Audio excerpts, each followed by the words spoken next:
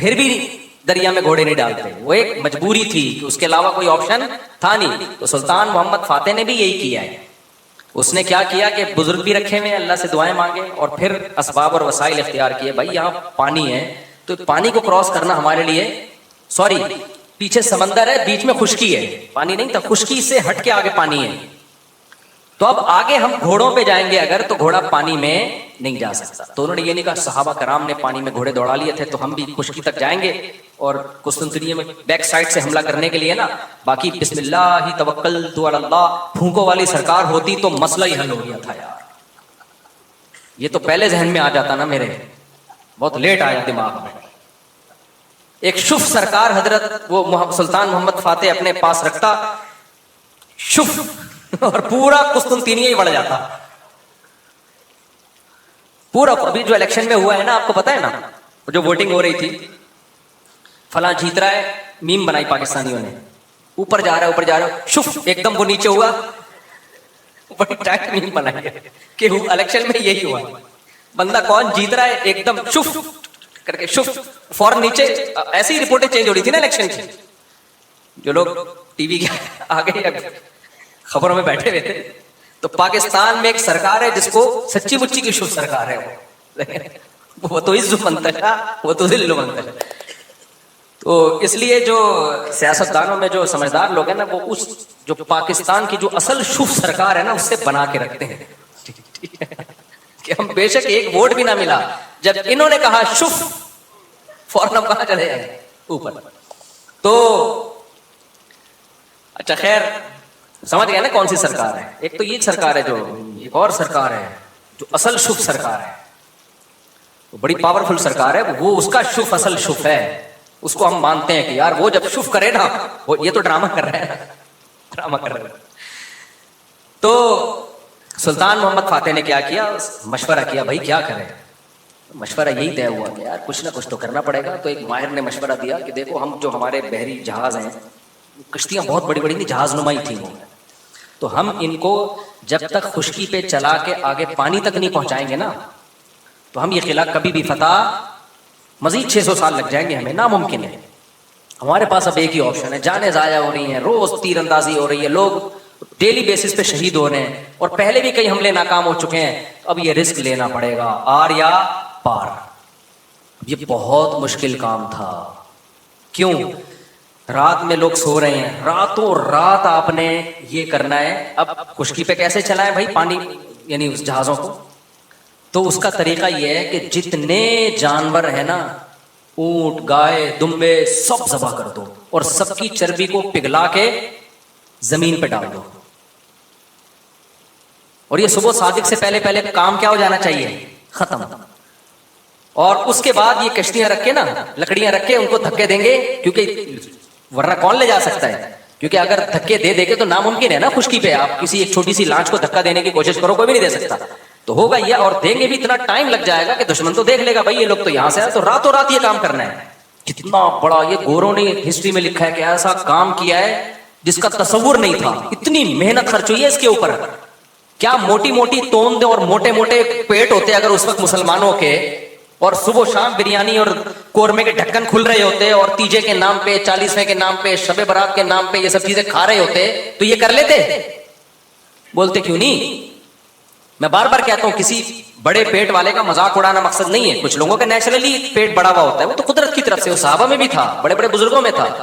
لیکن یہ کھا کھا کے توندیں نکل رہی ہیں نا، زیادہ کھا کھا کے، یہ بہت برا عمل ہے. نبی صلی اللہ علیہ وسلم کی بخاری کی حدیث ہے، اس امت میں سب سے پہلی جو برائی آئے گی نا، جھوٹ اور بڑے پیٹ، موٹاپا.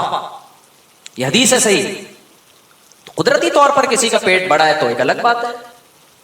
تو اب انہوں نے کیا کیا، فوراً وہ ساری جانوروں کو رات کو، بھائی اب یہ اس کے علاوہ کوئی آپشن ہمارے پاس. پھر اللہ سے دعائیں بھی مانگ رہے ہیں، دعائیں بھی مانگ رہے ہیں کہ اللہ ہمارے بس میں جو تھا ہم نے کر دیا. تو وہ پگھلا کے پورا فرش بنایا راتوں رات. جو عیسائیوں کی اسٹیٹ تھی ان کے تصور بھی نہیں تھا کہ یار کوئی کسی کا دماغ یہاں بھی جا سکتا ہے، کسی کا دماغ یہاں بھی جا. کتنی محنت کی ہوگی انہوں نے. اس وقت کاش ویڈیو کیمرے ہوتے نا، وہ فلما لیتے یہ ساری چیزیں. پھر وہ راتوں رات کشتیاں لے جا کے نا اس پہ سب کو پار کیا، پانی میں اتار دیا. صبح صادق سے پہلے وہ بہت بڑی فوج مجاہدین کی वो पीछे समुद्री जहाज़ों पे सवार हो चुकी थी। सुबह सादिक से पहले ये काम हो चुका था। और फिर बैक साइड से ना पानी पे उतरे वो लोग, और फिर उन्होंने हमला किया। ईसाइयों को तो उन्होंने तो आगे देख रहे हैं ना, वो उनको क्या पता पीछे से भी कोई हमला कर सकता है। इधर से इन्होंने तीर अंदाजी की है, उधर से पीछे से हमला किया। वो तो हैरान हो गए, ये बंदे आए कहाँ से ये लोग, बीच में तो खुशकी है, उसमें तो जहाज आ ही नहीं सकता। ये स्ट्रगल और ये मेहनत करनी पड़ती है भाई, फिर कौमें बनती हैं। जूम से नहीं बन जाती खाली कौमें, समझ रहे हो? अभी छोड़ो ये जूम काट देना यार, एक मीम है, फिर वो अच्छा नहीं। तो वो है ना, मैं जापान गया, जूम, वो देखा है? अबे नहीं, आप लोग मीम्स नहीं देखते आप लोग, मुझे लगता है। खैर, हमारे साबिक वज़ीर आज़म का बयान आया था कि मैं जापान गया, जूम आवाज़ आई, फिर मैं जापान गया, जूम आवाज़ आई। तो ऐसे बनती है कौमें, जूम। उसमें लोगों ने बड़ी ये कट कर देना, वो न फूंको, जो हमारी सरकार जो असल फूंक वाली है वो मसला। अच्छा खैर, तो ये है असबाब। अब मूसा अलैहिस्सलाम जब आगे दरिया के आगे आके खड़े हुए हैं, तो अगर वहां पुल होता तो फिर लाठी को हुक्म होता कि समंदर पे मारे और वो 12 चश्मे, उससे 12 रास्ते बन जाए, फिर होता? अल्लाह में कहते पुल से जाओ भाई। या वापसी का ऑप्शन भी अगर होता ना कि भाई फिरौन पीछे से आ रहा है, आगे रास्ता नहीं है, तो ये वाला रास्ता यहाँ से, तो भी ये ना होता, ये वाले रास्ते से जाएं। जब तक असबाब इख्तियार करना मुमकिन होता है, अल्लाह की आसमानों से मदद नाजिल नहीं होती। अल्लाह कहते हैं पहले पूरे असबाब तुमने इख्तियार करने हैं, उसके बाद फिर मैं जहां तुम खत्म होगा वहां से मैं शुरू होऊंगा। हम लोग कुछ करने से पहले ही डायरेक्ट कहां इस्तिखारों पे चले जाते हैं, डायरेक्ट। तो इसमें एक बात खूब ये भी अच्छी तरह समझ लो कि आजकल ना, एक तो लोगों में तवक्कुल वैसे ही नहीं है, अल्लाह पे एतमाद नहीं है और पैसों के पीछे भागते रहते हैं। लेकिन कुछ लोगों में गैर जरूरी तवक्कुल भी आ जाता है। उलमा ने लिखा है अगर आपको अल्लाह ने माली वसाइल दिए, मैंने बहुत लोग देखे हैं, जॉब गई और रोड पे आ गए, एकदम बर्बाद हो गए। कारोबार करोड़ों का बिजनेस चल रहा था, कोई नुकसान हुआ। कुछ दिन पहले एक बंदा मिला, करोड़ों रुपए में खेल रहा था, पोल्ट्री फार्म का उसका बिजनेस था पेशावर में। तो कह रहा है यार कोई बीमारी आई, सारी मुर्गियां मर गई और मैं दिवालिया निकल गया, मेरे डिप्रेशन में चला गया। मैंने कहा मेरे भाई ऐसा काम किया क्यों आपने, क्या आपको पता नहीं है मुर्गियां बीमारियां आती हैं? कह रहे आती हैं लेकिन मैं तो वैक्सीन हूं। मैंने कहा क्या आपने तहकीक नहीं की कि वैक्सीनेशन के बाद भी बाज़ दफा सारी मुर्गियां मर जाती हैं? तो कुछ तो आपको रखना चाहिए था ना।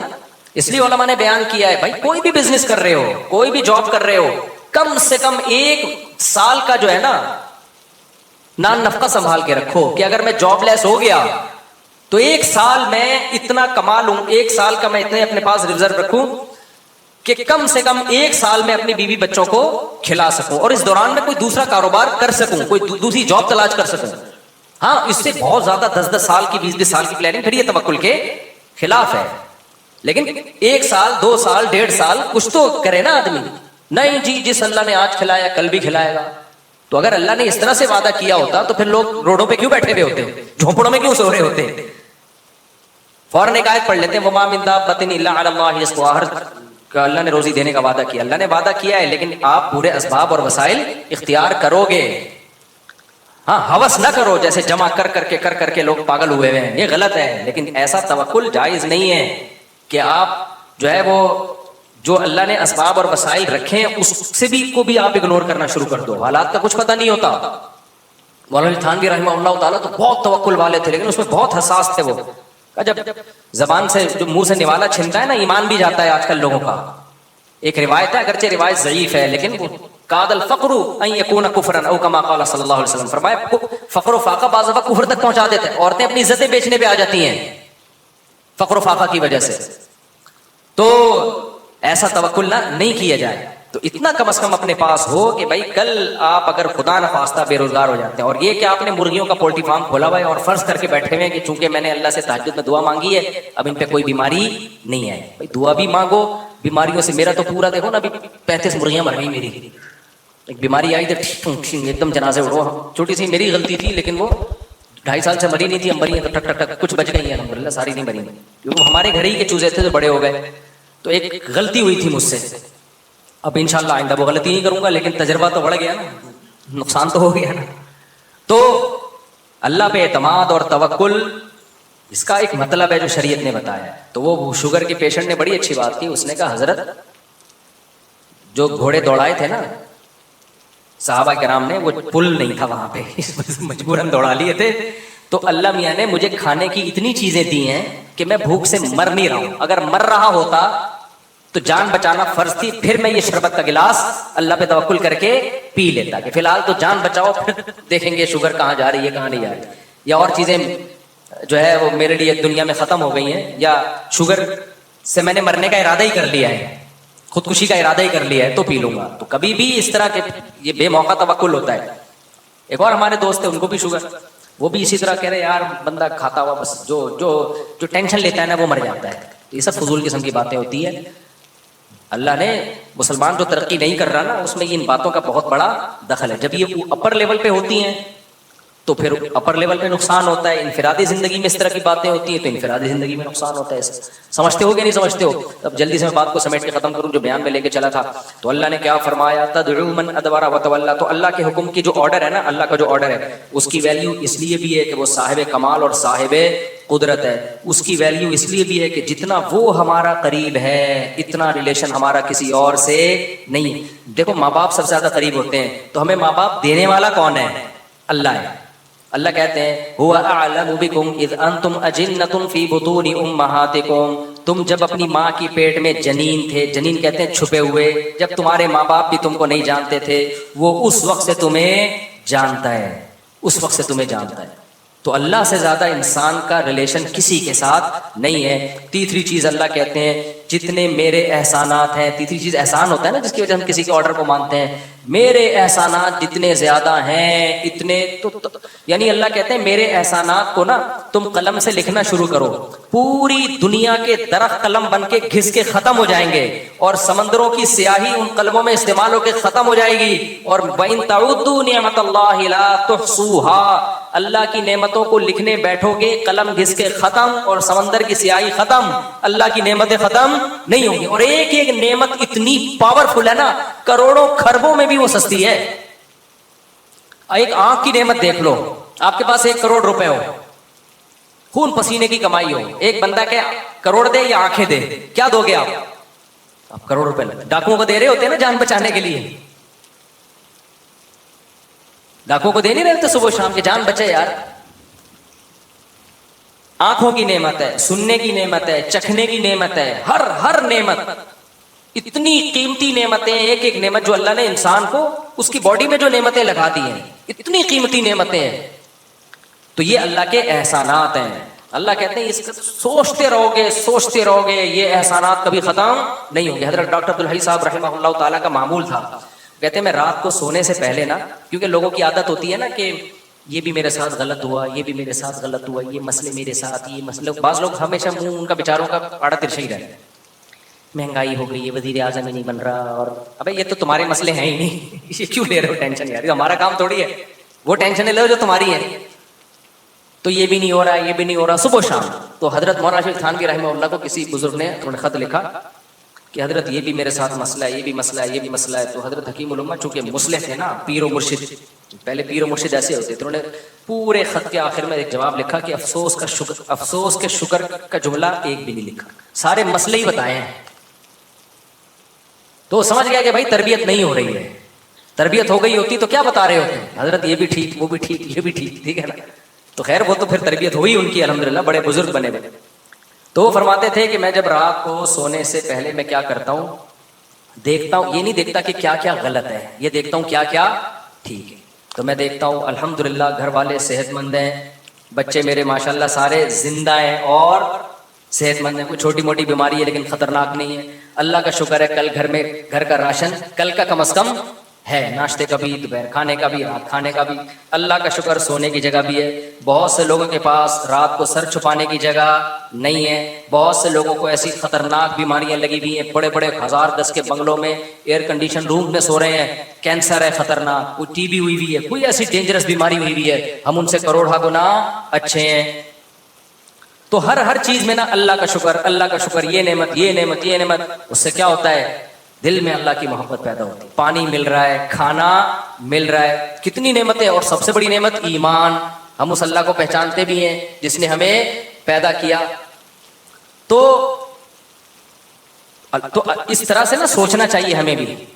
جب پانی بھی پیو نا، حدیث میں آتا ہے اللہ بندے سے خوش ہو جاتا ہے جب وہ الحمدللہ کہتا ہے. آخر کافر نہیں کہتا. آپ کسی سیکولر آج کو مسلمانوں میں بھی کافروں جیسے بہت ہو گئے ہیں. آپ بولو نا الحمدللہ بولو تو غصہ کرے گا آپ کے اوپر. کسی مولویوں کے پاس سے لگ رہا ہے بیٹھ کے آ رہا ہے، مولویوں کے پاس سے بیٹھ کے آ رہا ہے. یا سبحان اللہ الحمدللہ مولویوں کی بات ہے. یہ مولویوں کی تھوڑی ہے یار، یہ جس نے تمہیں دیا ہے آسمان سے برساتا ہے تمہارے لیے. پھر کہتا ہے اللہ کہتا ہے کہ فَسَلَكَهُ يَنَابِيعَ فِي الْأَرْضِ، زمین کے سوتوں میں داخل کرتا ہوں. أَرَأَيْتُمْ إِنْ أَصْبَحَ مَاؤُكُمْ غَوْرًا، بتاؤ یہ پانی اور نیچے چلا جائے تو کون ہے جو نکال کے لائے گا؟ پانی ایک سطح تک نیچے جاتا ہے، پیٹرول والی سطح پہ نہیں پہنچتا پانی. اللہ نے ایک نظام بنایا ہے بھائی، یہاں تک جائے گا، اس سے زیادہ نیچے، ورنہ کون سی چیز ہے جس کو نیچے جانے سے روک رہی ہے؟ اور نیچے چلا جاتا. پھر پیٹرول والی کمپنیوں کو آرڈر دیتے کہ نکالے پانی. ایک ایک نعمت، یہ پانی پیا کرو، سوچا کرو بھائی یہ کہاں سے آ رہا ہے. فلٹر کا پانی بھی تو کہیں نہ کہیں سے آ رہا ہوتا ہے نا جو ہم پی رہے ہوتے ہیں. تو ایک ایک نعمت، تو ہر نعمت پہ انسان کو سوچنا چاہیے. پھر فوراً دل سے آواز نکلنی چاہیے اللہ تو نے اتنے احسانات کیے تو اے اللہ اب میں تیری نافرمانی نہیں کر سکتا. ایک احسان یہ کر لے کہ اپنی نافرمانی سے بچا لے، کیونکہ اب اللہ کے حکم کو توڑنا چھوٹا جرم نہیں ہے. اسی کو یہ جو میں نے آیت پڑھی ہے تدعو من ادبر وتولی، جو ایسا رب، میں نے بتایا تھا نا ریلیشن محبت اور قوت. بعض دفعہ ریلیشن نہیں ہوتا، صرف محبت ہوتی ہے، بعض دفعہ صرف قوت ہوتی ہے. اللہ میں تینوں چیزیں جمع ہیں اور علی وجہ الکمال جمع ہیں تینوں چیزیں. محبت بھی ہے، ریلیشن بھی اور طاقت بھی، ایک ہی ذات میں. اور ایسی طاقت جو کسی میں نہیں، ایسا ریلیشن جو کسی میں نہیں، ایسے احسانات جو کسی میں نہیں. پھر بھائی اللہ جب کسی بات کا آرڈر دے گا نا، وہ کہہ رہا ہے نماز پڑھو تو پھر آپ کو پڑھنی پڑے گی. وہ کہہ رہا ہے زنا کے قریب مت جاؤ تو اب آپ کو قریب جانے کی اجازت نہیں ہے. وہ کہے گا بوڑھے ماں باپ کے سامنے اف نہ کرو تو اف کرنے کی اجازت نہیں ہے. وہ اگر کہہ رہا ہے کہ سود مت کھاؤ تو کھانے کی اجازت نہیں ہے. وہ اگر کہہ رہا ہے کہ نظر کی حفاظت کرو تو حفاظت کرنی پڑے گی. سمجھتے ہو کہ نہیں سمجھتے؟ تو سب سے پہلے تو نماز ہے، وہی انسان وہی سیدھی نہیں ہو رہی آج، وہی سیدھی نہیں ہو رہی. تو یہ سارے کام کرنے پڑیں گے، یہ آپشنل نہیں ہے اور یہ چھوٹا جرم نہیں ہے. اسی کو اللہ نے کہا تدعو، یہ اس کو بلائے گی جو اللہ کے حکام سے منہ موڑے گا. تو اس لیے اللہ کا دعویٰ برحق ہے. عقل مند لوگ اس دعوے کو مان لیتے ہیں اور اللہ کے حکم کو پورا کرنا شروع کر دیتے ہیں. کہیں کوتاہی ہو تو اللہ کہتے ہیں میں غفور رحیم ہوں، توبہ کرو. ایسا نہیں ہو کہ بس ذرا سی غلطی ہوئی پکڑ کے جہنم میں پھینک دوں گا، نہ نہ، توبہ کا موقع دیتا ہوں، توبہ کرو. تو اور کیا رہ گیا بھائی؟ اب کیوں نہیں شریعت پہ چلے انسان ہے بھائی؟ جب وہ کہہ رہے کہ آنے کی کوشش کرو، سیدھے راستے پر آؤ، غلطی ہو رہی ہے معافی مانگو. اور اللہ کو معاف کرنا کیا ہے؟ پسند ہے. معاف کرنا بھی اس کو اچھا لگتا ہے کہ چلو غلطی ہوئی ہے تو بھاگو تو نہیں نا مجھ سے، صحیح ہے نا؟ غلطی ہو گئی ہے، آدم علیہ السلام سے ہو گئی تھی، توبہ کی نا، روئے اللہ کے سامنے، تو تم سے ہو جائے تم بھی رو دو. رونا نہیں آتا، رونا اختیار میں نہیں ہے. سوائے ابھی میں نام لینے والا تھا کہ بعض ایکٹر ایسے ہیں جب چاہے رو لیتے ہیں بیٹھ کے، ہیں مذہبی لیکن ایکٹر ٹائپ کے ہیں وہ. خیر، تو اللہ کہتے ہیں رونا نہیں آتا نا، رونے جیسی صورت بنا لو تو بھی کیا کر لوں گا. تو اب کیا رہ گیا بھائی؟ کہاں اسلام اب مشکل کہاں سے رہ گیا؟ تو رونا آ جائے ٹھیک ہے، نہیں آیا اللہ کہہ رہے رونے والی شکل بنا لو جیسے رو رہے ہو، بس کافی ہے، یہ بھی مان لوں گا. پھر بھی اگر کوئی ڈھیٹ کا بچہ نہیں آ رہا نا تو پھر قرآن کہتا ہے انلزمکموہا وانتم لہا کارہون، تم جہنم میں چھلانگ لگانا چاہتے ہو، میں زبردستی گھسیٹ لوں، ایسا ممکن نہیں. پھر جہنم خالی ہو جائے گی. اللہ نے جہنم بنائی ہے خالی رکھنے کے لیے نہیں بلکہ بھرنے کے لیے. اللہ ہم سب کو جہنم کی آگ سے محفوظ رکھے. تو سنتوں کے بعد انشاءاللہ ابھی نماز ہوگی، سنتوں کے بعد سوال جواب کر سکتے. اگر کریڈٹ کارڈ کی پیمنٹ سود چڑھنے سے پہلے کر دیں تو کریڈٹ کارڈ استعمال کر سکتے ہیں؟ نہیں، کیونکہ ایگریمنٹ سودی ہوتا ہے. ایگریمنٹ میں یہ ہوتا ہے کہ ٹائم پہ پیسے نہیں دیے سود لگے گا، تو یہ ایگریمنٹ بھی جائز نہیں. ہاں اتنا فائدہ ضرور ہے کہ چونکہ آپ نے عملی طور پر سود دینا نہیں ہے تو اس سے اتنی چھوٹ ملتی ہے کہ جہاں ضرورت ہوگی پھر وہاں یہ استعمال کر سکتے. بعض دفعہ اس کے بغیر شاپنگ ہوتی نہیں ہے تو پھر مجبوری کے احکام ہے.